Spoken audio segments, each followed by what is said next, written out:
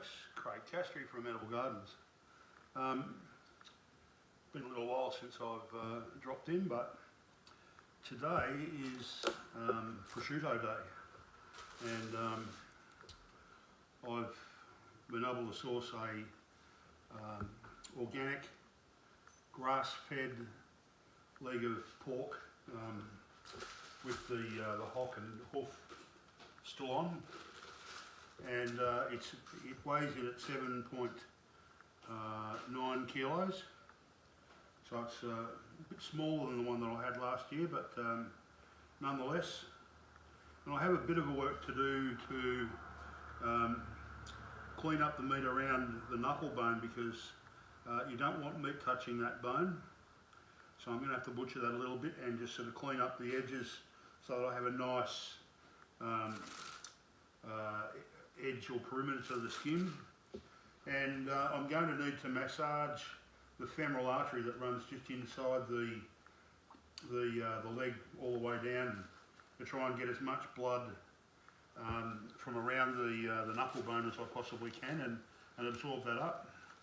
So that's also quite important, and I'll continue to do that until I'm satisfied that I've got as much of it out as I possibly can.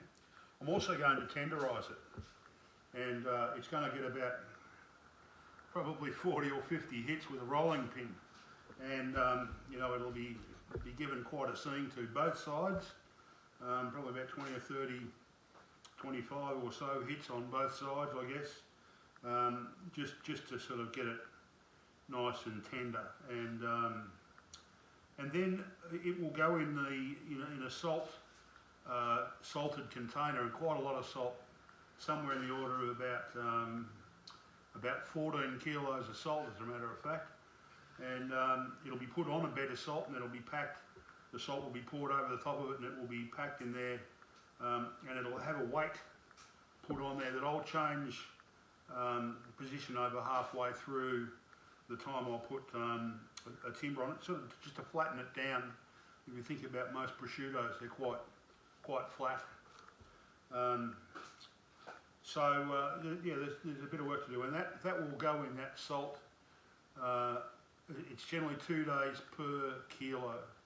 So in about 14 or 15 days' time, I'll be able to take this to the next stage.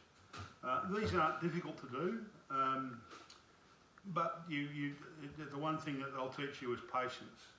It's something that you won't be able to enjoy in just a few weeks.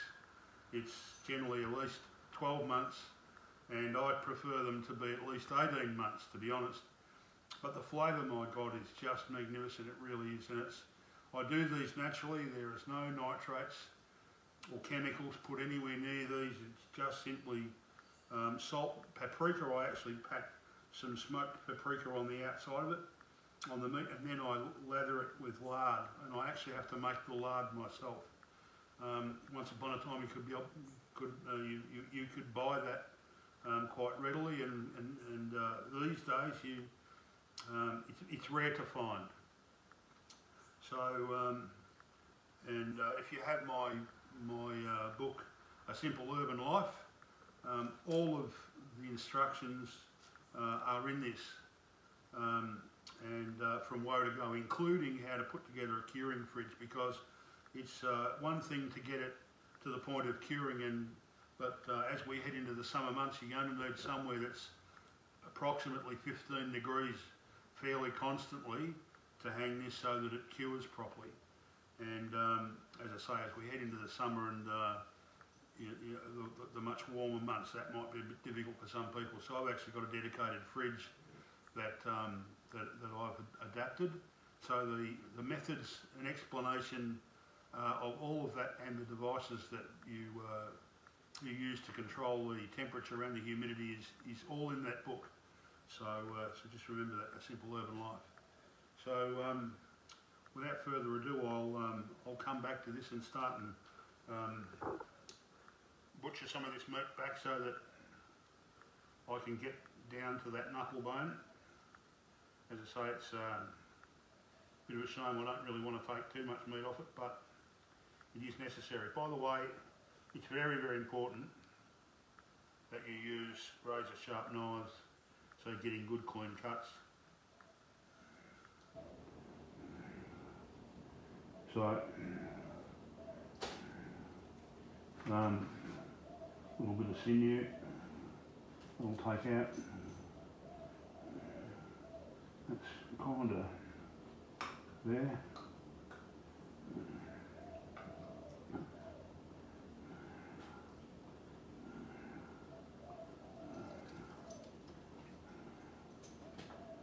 I have a young pup that's jumping up on my leg. Obviously can smell what I'm cutting. So, well, I've got bad news for him. He's not getting any.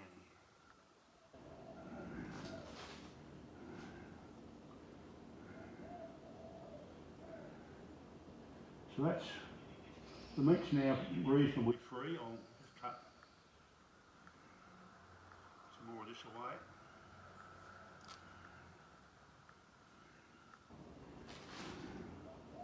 Might just take some of that,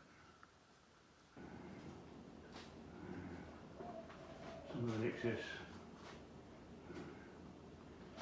membrane away as well, so we can get the spice onto the meat. And while I'm talking to you, I'll sharpen up, just put a sharper edge on the steel.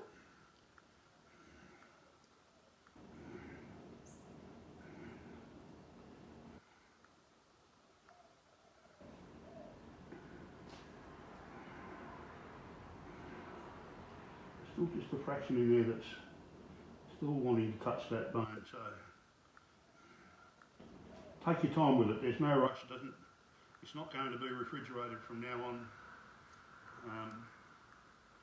so it won't matter if it gets to room temperature. It takes you a bit more time than you expect. That's okay.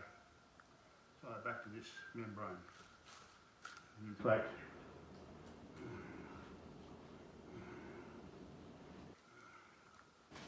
just get a nicer edge around the skin as well.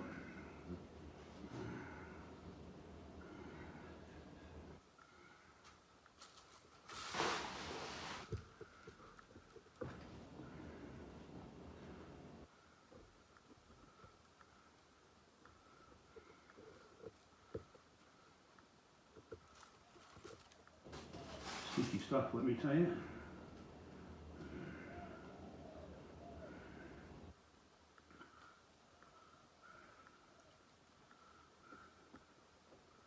I generally put one of these down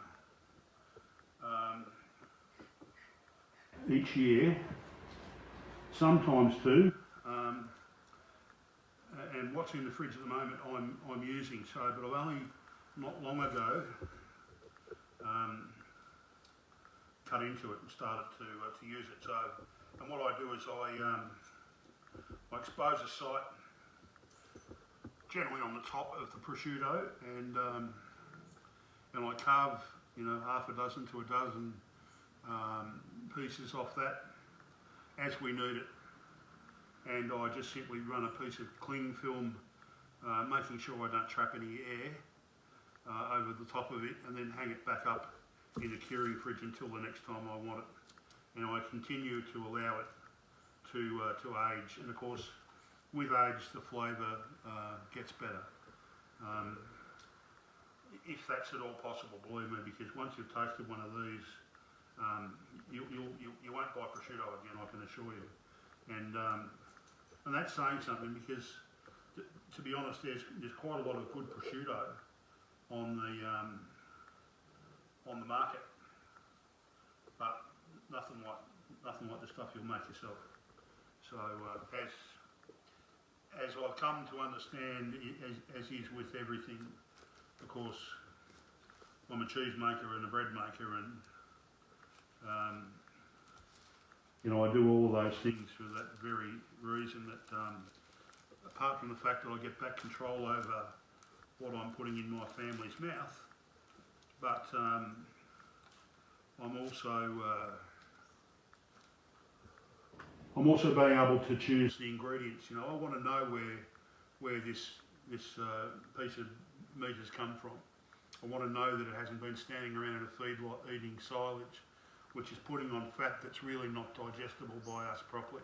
It's one of the reasons why we have so many health problems in the community these days, unfortunately. So, yeah, that's an important fact to me. So, if you are shopping in butchers that can't tell you where their meat comes from, can I ask you that perhaps you should think again and go and try and find a butcher that can, and one that cares about where their meat comes from too. You know, it's this particular butcher that I use. He's a local who is in Werribee, and he deals with the restaurant industry. So that's a good start for starters, because generally restaurants won't deal with butchers that are carrying reasonably poor meat, and he can't afford to have, you know, a second grade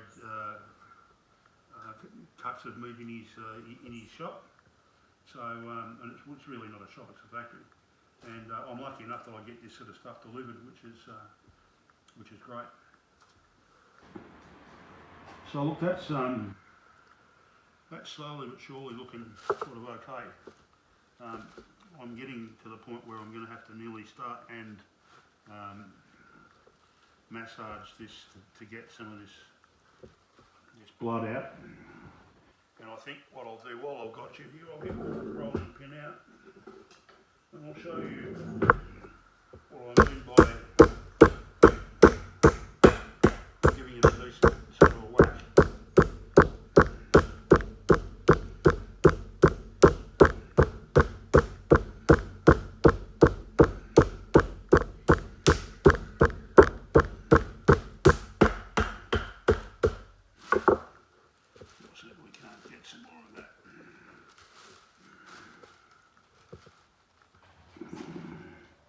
So I'm pressing my thumb quite hard and deep down into the meat to see if I can't get, you know, you can see the blood coming out now. So apologise for all those that are watching this that are vegetarian. This probably isn't meant for you. So, having said that, I could quite easily be a vegetarian too, just quietly, but I certainly enjoy my meat. So, whilst I don't eat a great deal of it, but what I do is I make sure it's very, very good quality. And again, that it's only ever had one bad day in its life, hopefully. So, I mean, I know that you can only ever really rely on what you're being told, but I know that these guys deal with a company out in the west of Victoria called Otway Pork, and they have free range pigs out there, which is music to my ears, and they're grass fed. So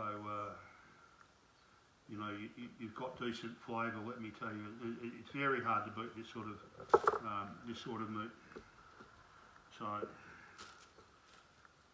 anyway, I just thought I'd drop in and say g'day. I hope you're all going well with this continued lockdown. I know it's very depressing from time to time not being able to get out and physically see one another and spend time with their friends and loved ones, but unfortunately, it seems that it's not getting any better, it's getting worse.